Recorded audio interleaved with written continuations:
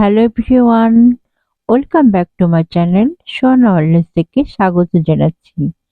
কেমন আছেন আপনারা? আশা করি যে যেখানে আছেন ভালো আছেন, সুস্থ আছেন, নিরাপদে আছেন। আলহামদুলিল্লাহ, আমিও ভালো আছি। আমার আজকের টপিক পজিটিভিটি বাড়ানোর উপায়।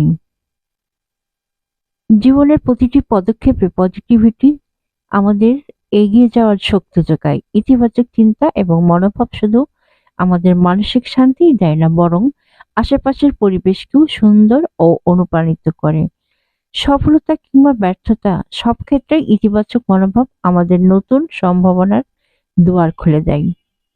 প্রতিদিন নতুন সম্ভাবনার শুরু, হাসি দিয়ে দিন শুরু করুন, কারণ ইতিবাচক মনোভাবই আপনার দিনটাকে সুন্দর করে তুলবে।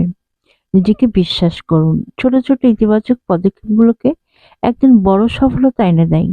যে ব্যক্তি জীবনের ছোট আনন্দগুলো উপভোগ করবে এবং তার জীবনে সবচেয়ে বেশি সুখ আসে। বদলাতে চাইলে নিজের চিন্তা থেকে শুরু করুন। ইতিবাচক চিন্তা জীবনকে বদলে দিতে পারে। অন্ধকার রাতের পরেই ভোর আসে। কঠিন সময়গুলোই একদিন শেষ হবে। ধৈর্য ধরুন, আশাবাদী থাকুন। প্রতিদিন নিজেকে একটু ভালো করার চেষ্টা করুন। আপনি যা ছিলেন তার চেয়ে আজ একটু ভালো হওয়াটাই সত্যিকারের উন্নতি। ইতিবাচক মানুষরা কাঁটার মধ্যে থেকেও ফুলের সৌন্দর্য খুঁজে পায়। আপনার চোখে সেই সৌন্দর্য থাকুক। জীবনে যা কিছুই হোক, নিজেকে কখনো ছোট মনে করবেন না। আপনি বিশেষ, আপনি মূল্যবান।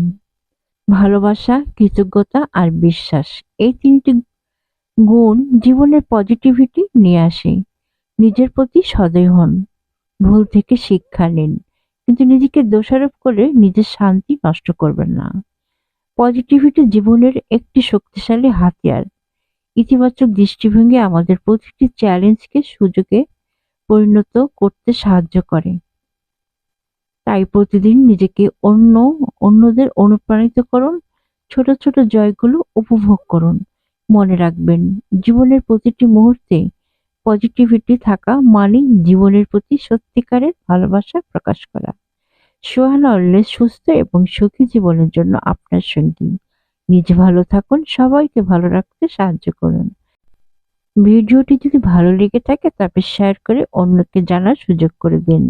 আর ফলো আর কমেন্টস করতে ভুলবেন না, কারণ আপনাদের ছোট্ট একটা কমেন্টস আমাকে অনেক উৎসাহিত আর অনুপ্রাণিত করে।